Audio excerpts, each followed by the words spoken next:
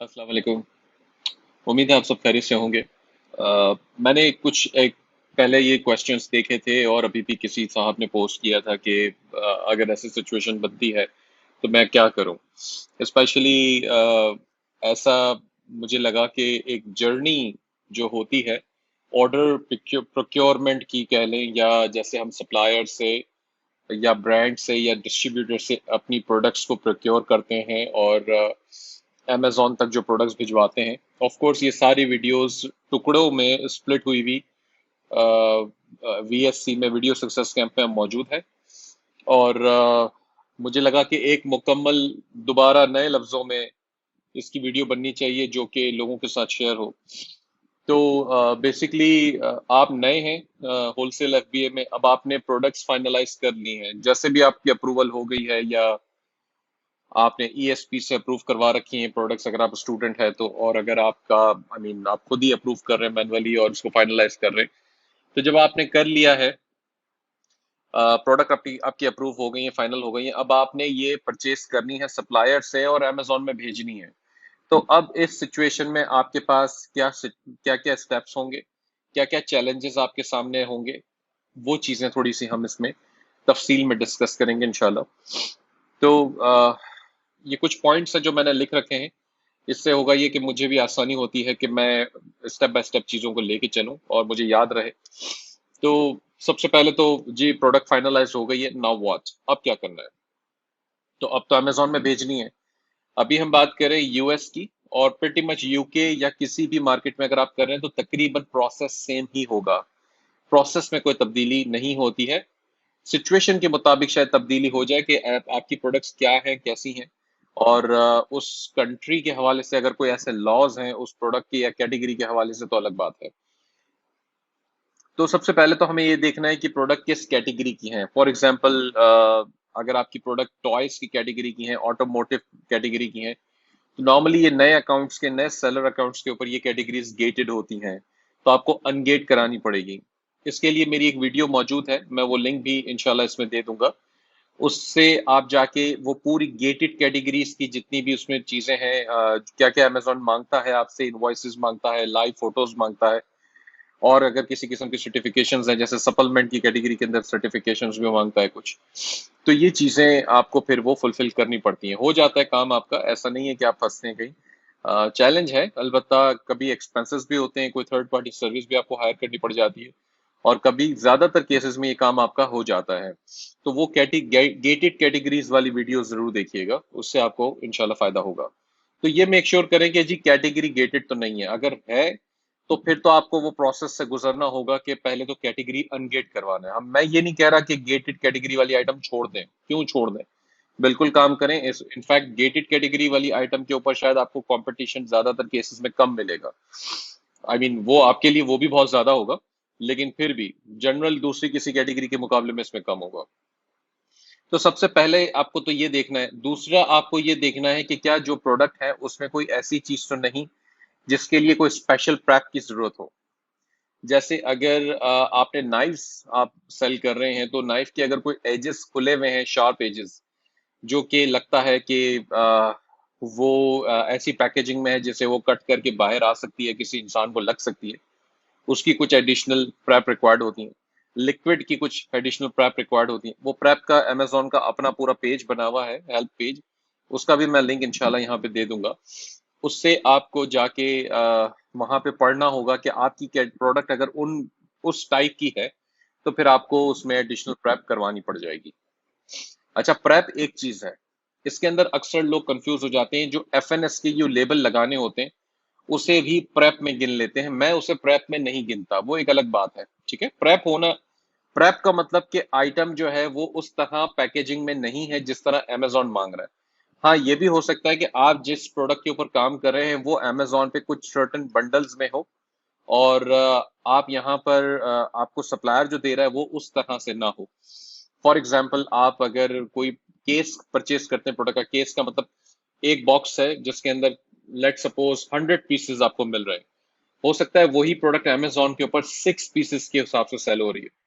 तो आपने वो एक केस खरीदा है, अब आप कहते हैं कि जी ये तो 100 पीसेस हैं, अब मुझे उसका 6-6 का बंडल बनाना है, तो ये प्रेप के अंदर जाएगा, यानी कि प्रेप की कैटेगरी में ये चीज आ गई। इसी तरह अगर आपने कोई लिक्विड का प्रोडक्ट आपने खरीदा है, यानी कि सोर्स कर रहे हैं आप, और लिक्विड के प्रोडक्ट के अंदर फिर आपको प्रेप की रिक्वायरमेंट होती है, क्योंकि वो प्लास्टिक के ऊपर पैकेजिंग लगानी पड़ती है एडिशनल, तो वो आपको चेक करना पड़ेगा। उमूमन जो यूएस की और यूके की मार्केट की प्रोडक्ट्स आप सोर्स करते हैं, तो उसमें हमें प्रेप इतनी ज्यादा नहीं करनी पड़ती, क्योंकि मैन्युफैक्चर और पैकेजिंग में ये सब चीजें पहले से हो रखी हुई भी होती हैं, तो हमें परेशान नहीं होना पड़ता इतना ज्यादा। अनलेस कि आप प्राइवेट लेबल कर रहे हो ऐसी कोई चीज, तो फिर आपको ये सारी परेशानी से खुद ही गुजरना पड़ता है। तो आपने ये देख लिया कि अब प्रोडक्ट किस टाइप की है, क्या प्रेप जरूरी है या नहीं है। तो अभी हम बात करते हैं, फॉर एग्जाम्पल प्रेप जरूरी नहीं है, तो अब दूसरा स्टेप, जब आप एसिन को, जो प्रोडक्ट का जो एसिन है, वो अमेजोन पे ऐड करेंगे, तो अमेजोन आपको नेक्स्ट स्टेप पे ले जाएगा। वहां वो आपको एक जगह बताएगा जहां पे वो पूछेगा बैटरी की इन्फॉर्मेशन, क्या इस प्रोडक्ट में बैटरी है या नहीं है। तो बैटरी वाली प्रोडक्ट पे आप बिल्कुल काम कर सकते हैं, ऐसा नहीं है कि बैटरी पे काम ना करें। बस ये होता है कि जब आप बैटरी को यस करते हैं, तो फिर अमेजोन कुछ एडिशनल इन्फॉर्मेशन आपसे मांगता है कि बैटरी के सेल्स कैसे हैं, लिथियम है, आयन है, इस तरह की कुछ चीजें पूछता है वो। खैर मैं ज्यादा तफसील उसकी नहीं जानता, वो नॉर्मली हमें सप्लायर देता है और हम डाल के आगे बढ़ा देते हैं। अच्छा, इसके अंदर एक और चीज वो पूछेगा कि बताएगा आपको इनफैक्ट कि ये मैन्युफैक्चरर बारकोड पे जाएगी या एफएनएसकेयू लाजमी है। तो मैन्युफैक्चरर और बारकोड्स और एफएनएसकेयू जो क्या चीज होती है बेसिकली, उसको मैं क्विकली बता देता हूँ। बारकोड वो चीज है मैन्युफैक्चरर का, जब एक प्रोडक्ट तैयार होती है, जो ब्रांड या मैन्युफैक्चरर से पैकेजिंग तैयार करता है, तो उसकी पैकेजिंग पे एक बारकोड लगा होता है। ये स्टैंडर्ड है, दुनिया भर की तमाम प्रोडक्ट्स के ऊपर इस तरह होता है। और एफएनएस की जो चीज होती है, वो बेसिकली अमेजोन कहता है कि उस बार कोड को रिप्लेस करके मेरा बार कोड लगा दो जो मैं दे रहा हूँ। वो इसलिए अक्सर और बेशतर ऐसी प्रोडक्ट्स होती हैं जिसमें अमेजोन ये लाजिम कर देता है कि आपको इस पे एफएनएसक्यू लगाना है। और एफएनएसक्यू कैसे लगता है? अमेजोन की रिक्वायरमेंट ये है कि जहां बारकोड लगा है पुराना, यानी कि पैकेजिंग अगर ऐसी है कि जिसके ऊपर प्रिंट हुआ हुआ है बारकोड ना, अब आप उसको उखाड़ तो नहीं सकते, वो तो पैकेजिंग खराब हो जाएगी। स्टिकर तो है नहीं कि आप निकाल दें। तो अमेजोन क्या कहता है कि जहां पर भी मैन्युफैक्चरर का बारकोड लगा है, उसके एग्जैक्टली ऊपर आप एफएनएसकेयू लेबल लगा दें, यानी कि वो ओरिजिनल बारकोड छुप जाए। अमेजोन के सामने एक ही बारकोड हो जो कि उसका एफएनएसकेयू। अच्छा, एफएनएसकेयू और मैन्युफैक्चरर बारकोड में फर्क बस इतना है कि अक्सर और बेशतर प्रोडक्ट्स में अमेजोन अलाउ करता है कि ठीक है, इसको मैन्युफैक्चरर बारकोड पे ही आने दें। और कुछ ऐसे प्रोडक्ट्स होती हैं जिसमें अमेजोन कहता है कि नहीं, इसमें आपको एफएनएसकेयू लगाने लाजिम है। तो पहले एक टाइम था कि लोग कहते थे कि मैन्युफैक्चरर बारकोड पे तो भेजे ही ना, लाजमी एफएनएसक्यू लगाएं, क्योंकि अमेजोन उसमें चॉइस आपको देता है कि अगर आप चाहें तो इसको एफएनएसक्यू लगा दें, अलबत्ता रिक्वायर्ड नहीं है। तो लोग लगाते थे जबरदस्ती। उसकी वजह ये थी कि लोग कहते थे कि इन्वेंट्री कमिंगल ना हो जाए, यानी कि दूसरे सेलर की वही प्रोडक्ट के साथ आपकी इन्वेंट्री मिक्स हो जाएगी तो क्या होगा। क्योंकि वो एफएनएसक्यू जो होगा, वो आप एज अ सेलर और आपकी इन्वेंट्री, आपका जो मार्केट प्लेस सेलर आईडी, उस तमाम इंफॉर्मेशन का मिक्स समझ लें, एक मजमुआ करके अमेजोन उसके ऊपर एक एफएनएसक्यू लेबल जनरेट करता है। दैट मीन्स के अब अमेजोन को ये पता है कि ये अगर मैंने फॉर एग्जांपल उसने मैं अजम्पशन करता हूँ एक आईफोन उठाया है, आईफोन प्रोडक्ट है उसका, आईफोन के पीछे एफएनएसक्यू लेबल लगा है, तो उसके स्टाफ को भी ये पता होगा कि किस सेलर का है। आईफोन तो वैसे एक जैसे हैं सारे, आईफोन 7 की अगर बात करें, 9 की बात, जो भी 8 आते हैं, 10 आते हैं, उसके अलावा तो कोई भी हो तो सिमिलर है। लेकिन अगर एफएनएसक्यू लगे हुए होंगे अलग अलग सेलर के, तो वो अमेजोन बड़े आराम से उसको ये कर सकता है कि अच्छा जी ये फलां सेलर का, ये फलां सेलर का, क्योंकि एफएनएसक्यू बता रहा है इस बात को, वो उसके प्रोग्राम में, उनके सिस्टम में उनको बता रहा है।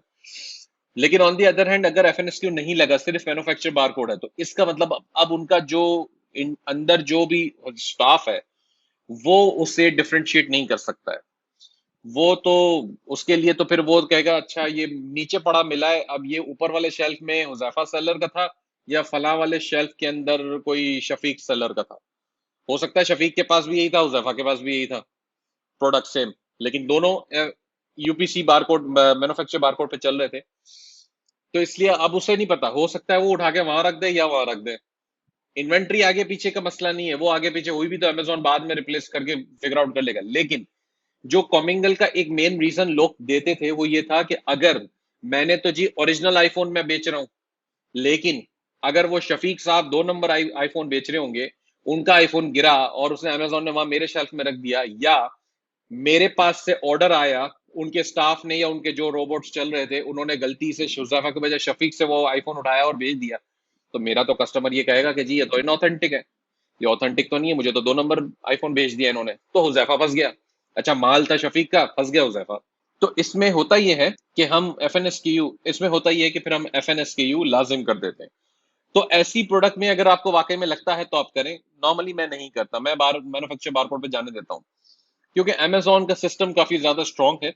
वेयर हाउसेज में भी काफी ज्यादा बॉट्स चल रहे हैं, लिफ्टेड्स भी ऑटोमेटेड चल रहे हैं, तो वो वहीं जाके माल उठाते हैं जहां पे उनको पता है कि किस सेलर का ऑर्डर आया है, किसको प्रोसेस करना है। तो ये इसलिए एक तरीका है। अच्छा, एफएनएसक्यू लेबल अगर आप अमेजोन से लगवाएंगे, अगर फॉर एग्जांपल अमेजोन कहता है जी लाजिम है लगाएं, तो आप क्या करें, कौन लगाएगा? अमेजोन भी लगा देगा। अमेजोन भी ये सर्विस आपको देता है, ये प्रेप सर्विस नहीं है, ये लेबलिंग सर्विस कहलाती है, तो इससे कंफ्यूज ना करें। और प्रेप सर्विस का मतलब फिर अमेजोन से आप कह रहे हैं कि कोई किस्म की बबल रैप लगानी है, कुछ करनी है, तो उसमें भी अमेजोन की लिमिटेड सर्विस है, अमेजोन सब कुछ नहीं करता आपके लिए। और मैं रेकमेंड भी नहीं करता कि अमेजोन की प्रेप सर्विस यूज करें, क्योंकि अमेजोन की प्रेप सर्विस का मतलब यह है कि अमेजोन के वैसे ही आप मोहताज रह जाएंगे। जो उनका केस सिस्टम है, आदि से वो गड़बड़ भी करेंगे, प्रॉब्लम्स भी क्रिएट करेंगे, फिर बात आपकी समझेंगे भी नहीं और आपको जवाब भी नहीं मिलेगा प्रॉपर। इससे बेहतर अगर प्रेप या बंडलिंग वगैरह रिक्वायर्ड है तो लाजमी है कि फिर आप कोई third party prep service use करें।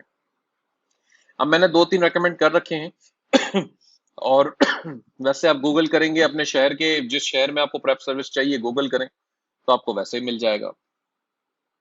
तो वो प्रेप सर्विस को यूज करें। प्रेप सर्विस वाले क्योंकि एक थर्ड पार्टी सर्विस है, बड़ी रिस्पॉन्सिबल है, उनके पास लिमिटेड नंबर ऑफ सेलर्स होते हैं, कस्टमर्स होते हैं जिनके लिए वो काम कर रहे होते हैं, तो इसलिए उनको पता होता है कि किसका किस तरह काम करना है, और उनको ज्यादातर केसेस में प्रोडक्ट्स के बारे में भी पता होता है। तो प्रोडक्ट अगर आपकी रिक्वायर करती है प्रेप सर्विस तो ही प्रेप सेंटर में भेजें, वरना ना भेजें। मैं बहुत कम यूज करता हूँ प्रेप सेंटर्स, और जरूरत होती है तभी हम यूज करते हैं। अच्छा जी, अब एफएनएसक्यू की बात हो गई, आपने वहां सेलेक्ट कर लिया कि एफएनएसक्यू चाहिए या मैन्युफैक्चर बारकोड चाहिए। अब आप आगे बढ़ गए, वो फिर आपसे शिपिंग प्लान बनाने की बात करेगा, पूरा शिपिंग प्लान बनेगा उसका।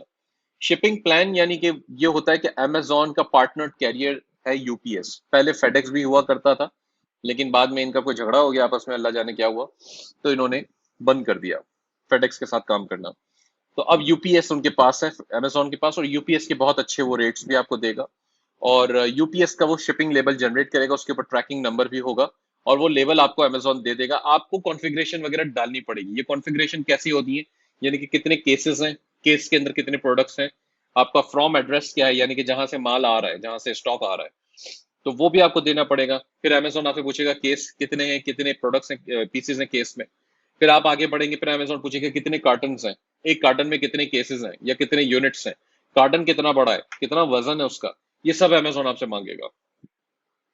अच्छा, अमेजोन आपसे मांगेगा, लेकिन उससे पहले आपको ये सारी चीजें अपने सप्लायर से अरेंज करनी पड़ेंगी। अगर तो आपका सप्लायर जो है वो नॉर्मली सप्लायर ये चीजें आपको देते हैं, आपको वो कार्टन की इंफॉर्मेशन, क्योंकि अगर वो लेबल एक्सेप्ट कर रहा है, देखिए सप्लायर आपसे दो बातें कह सकते हैं, या तो वो कहेगा जी हम आपके शिपिंग लेबल एक्सेप्ट कर लेंगे, नो प्रॉब्लम, हम उसको लेबल को लेके शिप कर देंगे। लेकिन इस सूरत में अमेजोन आपसे शिपिंग की फी चार्ज कर रहा है, क्योंकि आपने ये लेबल वहां से जनरेट किया है, तो अमेजोन आपसे चार्ज करेगा। दूसरी सूरत ये होती है कि सप्लायर आपसे कहे जी हम लेबल एक्सेप्ट नहीं करेंगे, हम खुद ही लेबल लगा के अपने अकाउंट से भेजेंगे।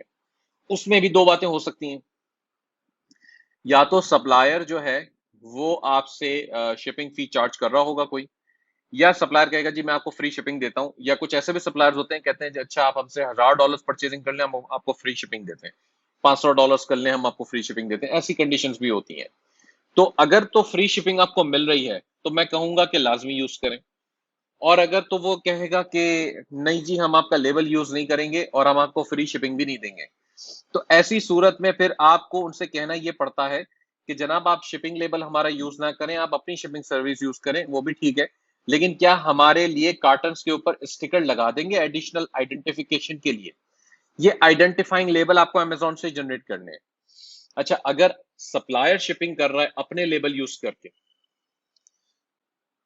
तो आपको जो है सप्लायर अगर अपने लेबल यूज कर रहा है तो आपको अमेजोन पे जाना है, फिर आपने वहां पे यूपीएस सेलेक्ट करके पार्टनर कैरियर से शिपिंग लेबल जनरेट नहीं करना।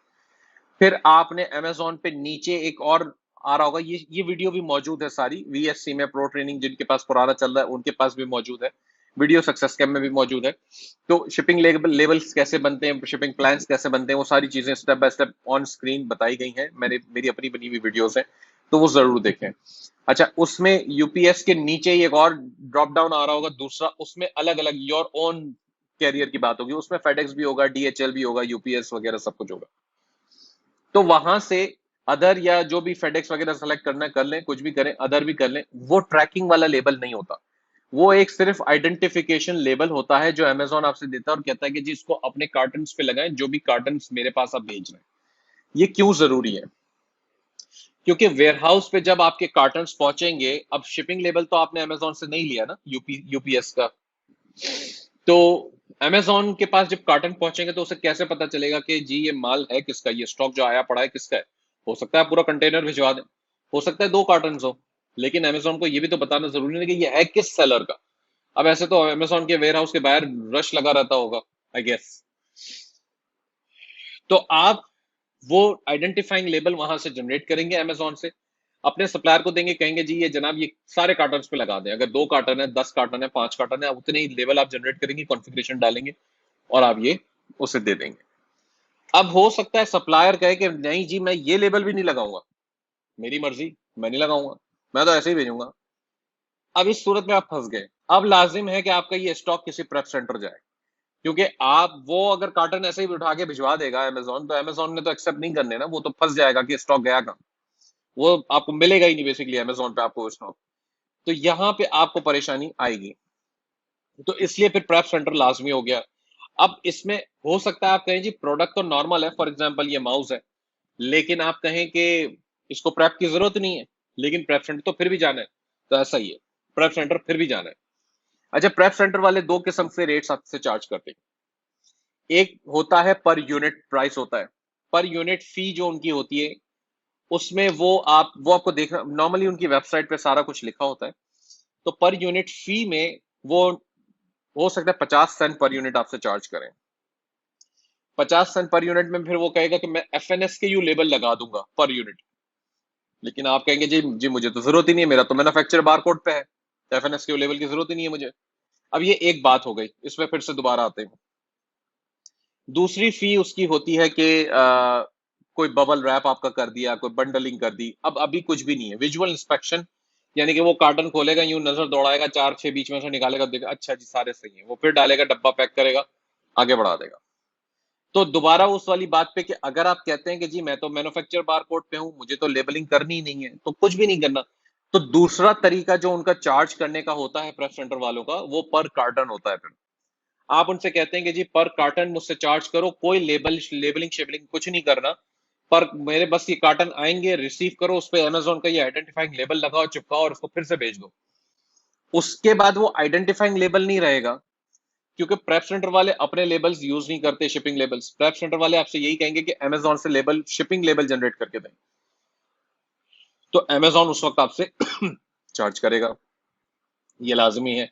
ये फैक्टर आपको करने पड़ेंगे उस वक्त जब कैलकुलेशन आप कर रहे हैं प्रॉफिट की। तो ये चीजें आपको उस वक्त पता होनी चाहिए कि क्या लेबलिंग जरूरी है, क्या प्रेप जरूरी है या नहीं है, क्या सप्लायर शिपिंग करेगा डायरेक्ट, क्या सप्लायर लेबल एक्सेप्ट करेगा। अगर सप्लायर आपका अमेजोन का लेबल एक्सेप्ट कर लेता खामोशी से, तो अच्छी अच्छी कोई बात नहीं थी, वो डायरेक्ट कार्टन शिप करवाता, अमेजोन के पास पहुंचता। अगर एफएनएस के वो लेबल लगाने भी पड़ते हैं तो अमेजोन भी लगा देता, अगर सप्लायर लगा के दे रहा है तो भी अच्छी बात है, सप्लायर कहता है मैं एक्स्ट्रा चार्ज करूंगा, तो देख ले अमेजोन 20 या 30 सेंट्स चार्ज, 30 सेंट्स मेरे ख्याल से चार्ज करता है, अब रिसेंटली बढ़ा दिए पर यूनिट लेबल लगाने का अमेजोन चार्ज करता है। तो अगर सप्लायर आपको फ्री ऑफ कॉस्ट ये काम कर देता है तो भी अच्छा है, सप्लायर अगर इतनी ही चार्ज करता है तो भी ठीक है। तो ऐसा ये आपके सामने एक चीज आएगी। अच्छा, अब अगर लेबलिंग की जरूरत, एफएनएस क्यू लेबल में इसीलिए नहीं लगाता, मैं कहता हूँ 30 सेंट्स का क्यों पर यूनिट जाया करूं, मैं तो हजार हजार पीसेस भेज रहा होता हूँ किसी चीजों के, तो ये तो अच्छे खासे पैसे, $300 तो वैसे ही बन जाते हैं खामा का, तो मैं क्यों जाया करूं, तो मैं रहने देता हूँ, मैं मैन्युफैक्चर बारकोड पे जाने देता हूँ, मसला मुझे अभी तक तो कोई नहीं आया।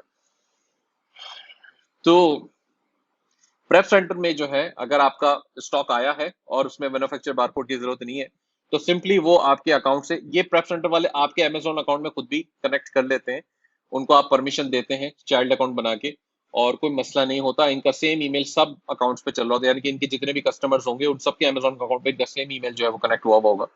ये खुद ही वहां जाएंगे आपके अकाउंट में और शिपिंग वो प्लान खोलेंगे और वहां से लेबल जनरेट करेंगे और इस पर लगाएंगे और इसको भेज देंगे।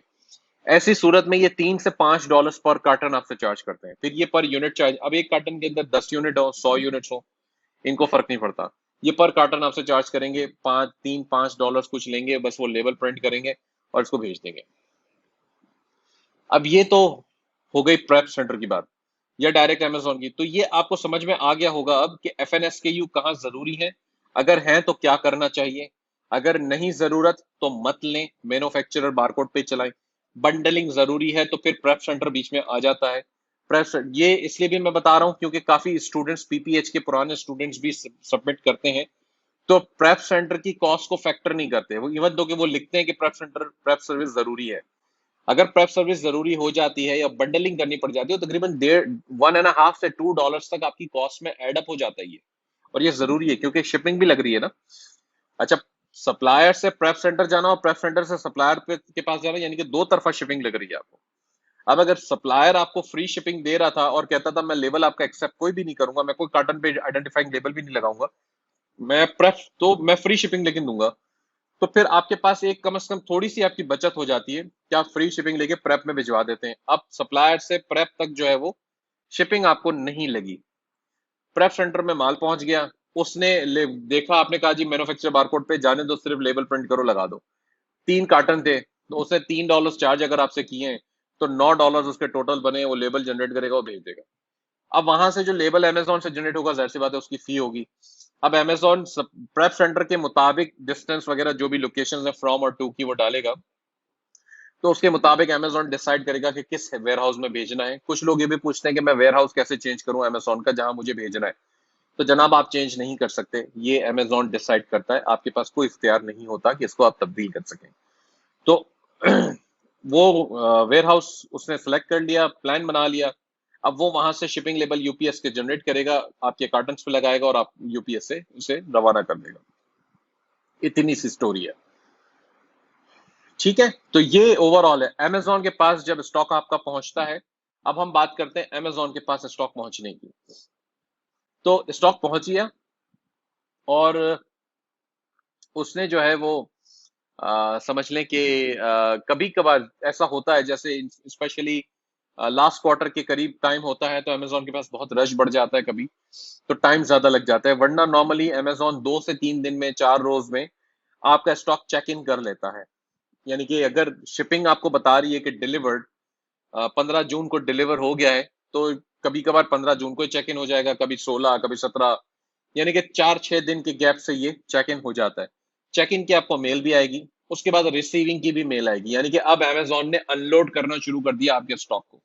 कार्टन्स खुल गए, उसने माल निकाला, शेल्फों में लगाना शुरू कर दिया, ये रिसीविंग की मेल आ गई, तो ये काम शुरू आपका हो गया।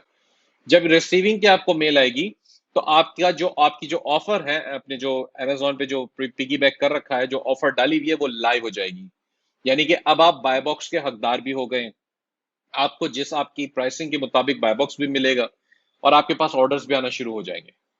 एक और चीज का ख्याल रखें, रिसीविंग के दौरानिए में ऐसा भी होता है कि वो सारे पीसेस आपके लाइव नहीं होंगे। अगर फॉर एग्जांपल आपने 500 यूनिट्स भेजे थे किसी प्रोडक्ट के और 500 यूनिट्स जो है वो अमेजोन के पास रिसीविंग में शुरू हो गए, तो थोड़े दिनों बाद आपके लाइव आप जब देखेंगे तो शायद आपको 50 दिखा रहा हो, आप और कहेगा 450 रिजर्व में है। तो फिर उसकी डिटेल रिपोर्ट जब आप जाके देखते हैं तो हो सकता है वहां से कहे कि जी 450 या 400 या 300 कुछ यूनिट जो है वो FC ट्रांसफर में है। FC ट्रांसफर का मतलब ये होता है कि फुलफिलमेंट सेंटर ट्रांसफर। अब अमेजोन आपका स्टॉक जो है वो अपने एक वेयरहाउस से दूसरे वेयरहाउस में इधर उधर बांटता है। अच्छा जी 500 यूनिट है इसके, तो 50 कैलिफोर्निया भेज दो, 50 टेक्सास भेज दो, 50 फ्लोरिडा भेज दो, कुछ भी कर सकता है, वी डोंट नो, उनका अपना सिस्टम है। अच्छा, इसे कहते हैं प्लेसमेंट सर्विस। अक्सर लोग फंसते हैं एक चीज में आके, जो कि इंडिविजुअल बॉक्सेस की आप कॉन्फ़िगरेशन डालते हैं शिपिंग प्लान बनाते वक्त। ये प्रॉब्लम आपको ज्यादा उस वक्त आएगा जब आपने सप्लायर से ऑर्डर लिया, ऑर्डर सप्लायर को दिया, और उसमें मल्टीपल यानी कि डिफरेंट एसकेयूज थे। एक माउस था, एक कीबोर्ड था, एक मग था, कुछ भी था। सप्लायर ने क्या करा, सप्लायर ने एक कार्टन लिया, उसके अंदर वो सारी चीजें डाल दी। टोटल उसने कहा जी 50 पीस बन गए, 20 माउस हैं, 10 कीबोर्ड हैं, 20 जो है वो ग्लासेस हैं, फलाना कुछ भी। उसने आपने कहा जी ठीक है, एक कार्टन हो गया, सही है। लेकिन ये आपके लिए मसला बनेगा अमेजोन पे, अनलेस कि आपने एफबीए प्लेसमेंट सर्विस ऑन कर रखी हो। या आपकी एफबीए सेटिंग्स के अंदर आएगा, जो राइट साइड पर सेटिंग्स का ऑप्शन है उसमें एफबीए सेटिंग्स होगा, वहां पे आपको जाना होगा और वहां से आपको प्लेसमेंट सर्विस ऑन करनी पड़ेगी और अमेजोन आपको उसका चार्ज भी करेगा। बेसिकली प्लेसमेंट सर्विस है क्या? प्लेसमेंट सर्विस का मतलब ये है कि अमेजोन कहता है ठीक है, मैं कोई भी एक वेयर हाउस आपको दे दूंगा, आप सब उठा के वहां भेज दो। अब वहां पर से फिर मैं खुद इसको आधा कहीं कैलिफोर्निया भेजूं, कहीं मैं टेक्सास भेजूं, मेरा मसला आपका नहीं है, लेकिन मैं आपसे चार्ज करूंगा। अब आपने कितना माल दिया है वो उसका वेट वगैरह कैलकुलेट वो ऑटो उसके सिस्टम में हो रहा होगा, और वो उसे आपको कैलकुलेट करके वहां जब आप प्लान क्रिएट करेंगे तो एफबीए प्लेसमेंट फी आपको बता रहा होगा। हो सकता है $5 हो सकता है $50, तो डिपेंड्स आप कितना माल भेज रहे हैं। तो अमेजोन ये चार्ज करेगा। अच्छा, अगर आपने ये डिसेबल रखी है तो क्या होगा ये भी सुन लें। वो ये होगा कि जब आप अमेजोन पे जाएंगे, आप कहेंगे मेरे एक कार्टन में 20 माउस हैं, 20 कीबोर्ड हैं और 10 मग्स हैं, तो अमेजोन कहेगा आपसे कि अच्छा जी सही है, प्लेसमेंट सर्विस अभी आपकी बंद है फॉर एग्जांपल। तो अमेजोन कहेगा ठीक है। अब आपने अभी तो आप उसको बताने वाले थे कि कार्टन के अंदर है, एक ही कार्टन में सब कुछ है। उससे पहले अमेजोन आपसे ये कह देगा कि काम करो, 5 माउस, 3 कीबोर्ड और 6 मग्गे जो है वो कैलिफोर्निया भेज दो। 3 माउस, 20 कीबोर्ड, 18 कीबोर्ड या व्हाटसोएवर टेक्सास भेज दो। इतने माउस, इतने कीबोर्ड कल फ्लोरिडा भेज दो। अब आप कहेंगे यार मैंने तो एक ही कार्टन के अंदर सप्लायर तो सब कुछ डाल के भेज रहा है, अब मैं इसको ये बोलूं कि 3 माउस इधर भेज, 5 माउस उधर भेज, वो कैसे करेगा? वो तो भड़क जाएगा। अच्छा, नए आपके अगर अकाउंट बने हुए हैं सप्लायर के साथ, आप नया नया रिलेशनशिप आपने बिल्ड किया है, तो आप हरगिज उससे ये बात नहीं कर सकते। वो आपका फौरन ऑर्डर कैंसिल कर देगा, बोलेगा हम नहीं करते इतनी सारी पंचायत, सप्लायर्स नहीं करते, ब्रांड वाले तो बिल्कुल नहीं करते अगर डायरेक्ट ब्रांड हो तो। अब आप फंस गए, आप कहेंगे मैं क्या करूं? तो इसलिए जरूरी होता है प्रेप सेंटर फिर बीच में आ जाएगा, या तो आप प्लेसमेंट सर्विस अमेजोन से इनेबल्ड रखें। अब हो सकता है अमेजोन की प्लेसमेंट सर्विस उस वक्त महंगी पड़ रही हो, आप सोचें कि यार इससे अच्छा तो वो कार्टन में प्रेप सर्विस भिजवा देता। प्रेप सर्विस वाले फिर ये झमेले साले बर्दाश्त करेंगे। प्रेप सर्विस वाले फिर वो 5 माउस निकाल के छोटे एक कार्टन में डालेगा, 5 कीबोर्ड डालेगा, उसको फ्लोरिडा भी भेजेगा, उसको आधे को वो टेक्सास भी भेजेगा, कैलिफोर्निया भी भेजेगा, सब करेगा, लेकिन वो भी चार्ज करेगा, फ्री तो वो भी नहीं करेगा। अच्छा, वो जब अगर क्योंकि अब आपने तो तोड़ दिया ना, एक बड़ा कार्टन उसके पास आया, अब आपने कहा जी 5 माउस डालने हैं, इसमें 5 कीबोर्ड डाल के कैलिफोर्निया में, वो कार्टन के भी $2-3 लगा देगा, वो पर यूनिट के पैसे भी लेगा, फिर वो शिपिंग करेगा, तो महंगा आपको ये भी पड़ेगा। तो ये आप उस वक्त फंस जाते हैं जब आपका सप्लायर एक कार्टन के अंदर सब कुछ डाल दे, यानी कि अलग अलग एसक्यूज। इसलिए मेरी रिकमेंडेशन होती है कि सप्लायर से या तो पहले से बात कर लें, या तो ऑर्डर ही इंडिविजुअल प्लेस करें। उससे अगर आपको 20 माउस लेने हैं तो सिर्फ 20 माउस का एक ऑर्डर प्लेस कर दें। उससे अगर आपको 20 कीबोर्ड लेने हैं तो 20 कीबोर्ड का एक ऑर्डर प्लेस कर दें। और या तो पहले उससे बात कर लें कि मुझे जो भी मेरी प्रोडक्ट्स दो, हर एसकेयू को अपने कार्टन में पैक करो, एसकेयूज को मिक्स नहीं करो, माउस और कीबोर्ड को साथ नहीं रखो। जब आप ये करेंगे आप फंस जाएंगे, जब सप्लायर ये करेगा आप फंस जाएंगे। तो हरगिज जो है कोशिश करें कि ऐसा ना हो, ऐसा होगा तो आप फंसेंगे। इसमें आपकी कॉस्ट बहुत लग जाएगी, क्योंकि प्लेसमेंट सर्विस के अंदर काफी ज्यादा आपके पैसे जाएंगे और ऑलमोस्ट आपका प्रॉफिट वो खा जाएगा। तो कोशिश करें, अगर जैसे कुछ लोग एक सप्लायर यूज करते हैं, मैं सप्लायर का नाम अभी नहीं लूंगा।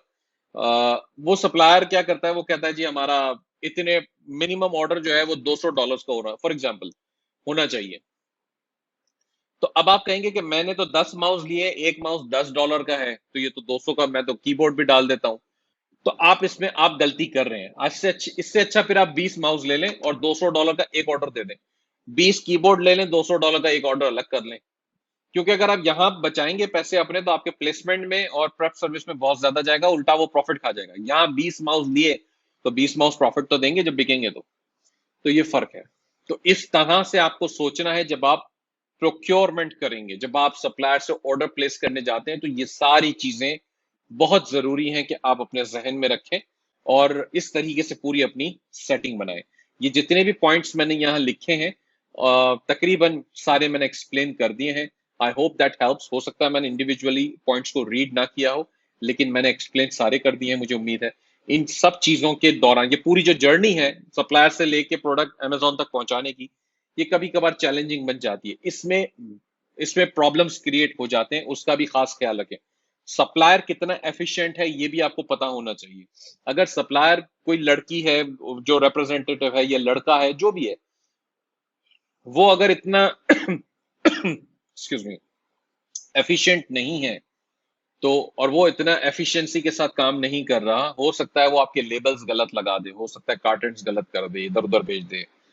कभी कभार ऐसा भी होता है गलत वेयरहाउस पे कोई चीज चली जाती है, कभी गलत प्रोडक्ट के ऊपर गलत लेबल लग जाता है। तो आपको चौकन्ना रहना जरूरी है।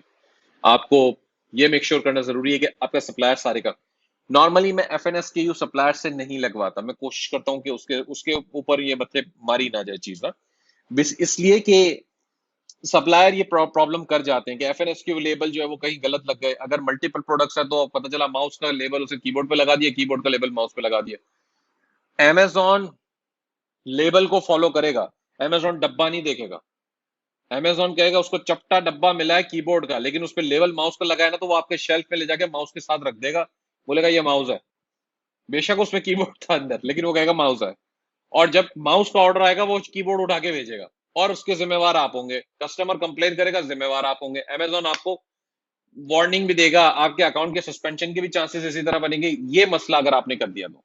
अकाउंट सस्पेंड नहीं होता, लिस्टिंग सस्पेंड होती है नॉर्मली, अगर बहुत ज्यादा रिटर्न्स आ गए तो इसलिए आपका स्टॉक फंसा हुआ है, फिर आपको रिकॉल करना पड़ेगा, फिर प्रैप भेजेंगे, फिर उसके ऊपर लेबलिंग सही होगी, फिर वो वापस जाएगा, तो उल्टा प्रॉफिट के बजाय आप नुकसान में चले जाएंगे। तो ये चीज को खास ख्याल रखें, ये हर दफा नहीं होता, शादो नादिर कभी कभार हो जाता है। 100 में से 5 लोग ऐसी उनके साथ ऐसा हो जाता है, कभी सप्लायर की गलती से, कभी हमारी अपनी लैक ऑफ अवेयरनेस से कि जी हमने उसको देखा नहीं, हमने उसको चेक नहीं किया, हमने क्रॉस चेक नहीं किया। सप्लायर से अगर आप, जैसे मैं चाइना से सोर्सिंग करता हूँ अपनी प्राइवेट लेबल की, तो मैं सप्लायर को जो लेबल्स एफएनएस के, क्योंकि अलग अलग एसकेयूज हैं और सबके लेबल्स अलग अलग हैं, तो हम उससे 2 से 3 दफा फोटोज वगैरह वीडियोस वगैरह सब मंगवाते हैं। जब रेडी हो जाता है, इंस्पेक्शन तो बाद में होगी, लेकिन पहले हम वो सारी चीजें वेरीफाई करते हैं, और वो फोटोज में हम देखते हैं कि क्या उसने वो फला कलर की प्रोडक्ट का एफएनएसक्यू सही लगाया है या नहीं, जो उसका था। ये हम क्रॉस चेक करते हैं, फिर उससे मल्टीपल पिक्चर्स मंगवाते हैं, अलग अलग वीडियोस, लाइव सेशन भी किए हैं मैंने। तो ये बहुत जरूरी है कि आप थोड़ा सा, आई मीन ब्रांड्स और सप्लायर्स आपसे लाइव सेशन नहीं करेंगे, लेकिन आप कम से कम आपने थोड़ा सा अपनी कह लें कि आंखें खुली रखनी है, दिमाग हाजिर रखना है, और इंशाल्लाह आपको कोई मसला इसमें नहीं आएगा। Thank you so much, take care.